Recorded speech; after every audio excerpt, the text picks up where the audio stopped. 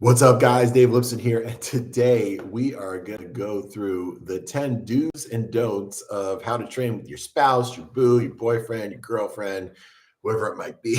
It can be a very volatile line that you might be approaching as you transition from, partner to maybe coach or, teammate. And it's certainly something worth navigating tactfully to preserve the health of your relationship. So here we go. We're going to go through the 10 do's and don'ts. Training with your spouse can be a really rewarding experience. And not only that, it can improve your physical fitness and also strengthens your relationship. However, to ensure a harmonious and effective workout partnership, it's essential to understand some do's and don'ts. So here we go. Number one, communicate. Open and clear communication is key. Discuss your goals, expectations, preferences beforehand. Let her know how you like to be spotted. That to me is really number one. You have to let the other person know, what are you trying to get out of this exercise? Where do you want to go? How hard do you want to push?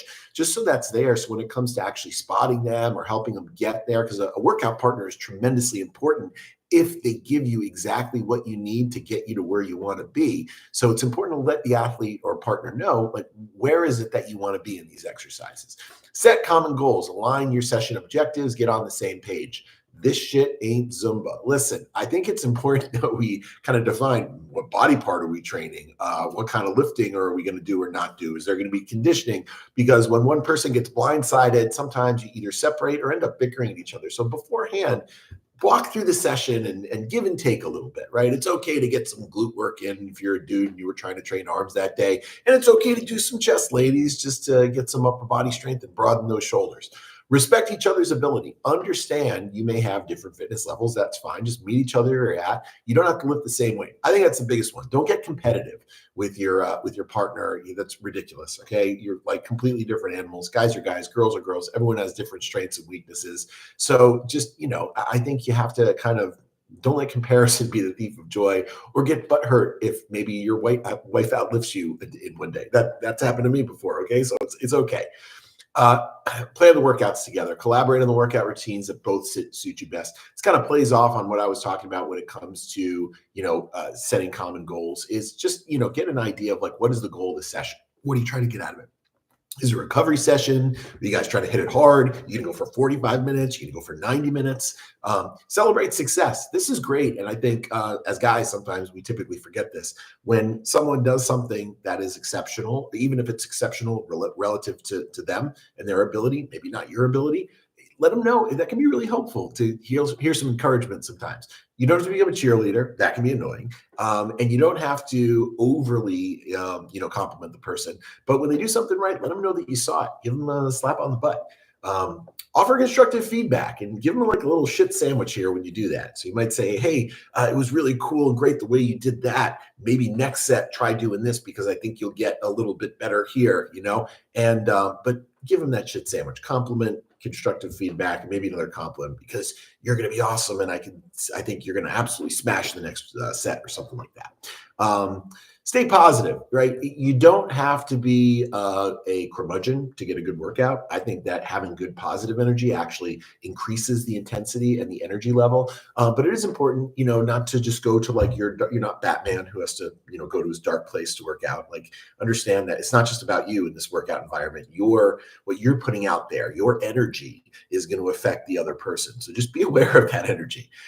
Give space. Respect each other's personal space and time during the workouts. Not everyone has the same bubble as you. Some people like to be spotted. Some people don't like to be spotted. Or maybe you can just tell, like, hey, they just don't want you to be around right now. They just want to go, in their own little safe bubble or headspace. That's totally fine. Have fun. Enjoy the time you're spending together. That's the coolest thing about working out with a partner, is like getting to have fun and socialize while you're lifting. I think there's something better than like working hard and broing out, right? That's Thunder Bro. That's really why this brand exists. And that's what we're trying to capture in a bottle for you guys. All right, here we go with the don'ts. Don't compare. Talked a little bit about that, but comparison's the thief of joy. Don't push them too hard. Okay. Sometimes, and this goes back to communication, if you don't want to like go crazy hard in the workout, like, you can say, like, hey, I'm good. I don't need that extra force rep, or you don't need to go there with your energy. I'm not in that headspace right now. And that happens a lot. You got to be, on the same wavelength. Don't criticize. I mean, that goes for anything. Criticism is going to, there's a constructive way to criticize. And then there's a way where you're just kind of like, making the person feel bad, and that's not constructive at all. So think about if you are going to say something, make sure it's like something that it may be actionable, right? And not just telling them what they're doing wrong, but like maybe how can I do it more right? Don't skip the warm ups or the cool downs. Yeah, I mean, like last thing we need is an injury here. And those warm ups can be fun because you can do them together. Oftentimes they're like partner warm ups. My wife and I'll grab the med ball, we do some partner stretching. That's really fun too, just to spend time together doing that. Don't compete. We talked about that. So, it doesn't have to be the same weight on the bar or the same amount of reps. It's like, you just relative to you. Don't use the exercise as punishment. So you guys are maybe not super happy with each other. Maybe there's a quarrel going on or something of that nature. Don't think, oh, now I'm really going to hurt you in this workout. It's not a good idea, right? That can really turn on you quickly. Don't make it all about the training, right? And so it kind of spoke to this about with regard to your energy, but also make it about doing something together. The same way going outside the gym and doing stuff, outside of a bike ride or going on a walk, like that's quality time together. That can be really important.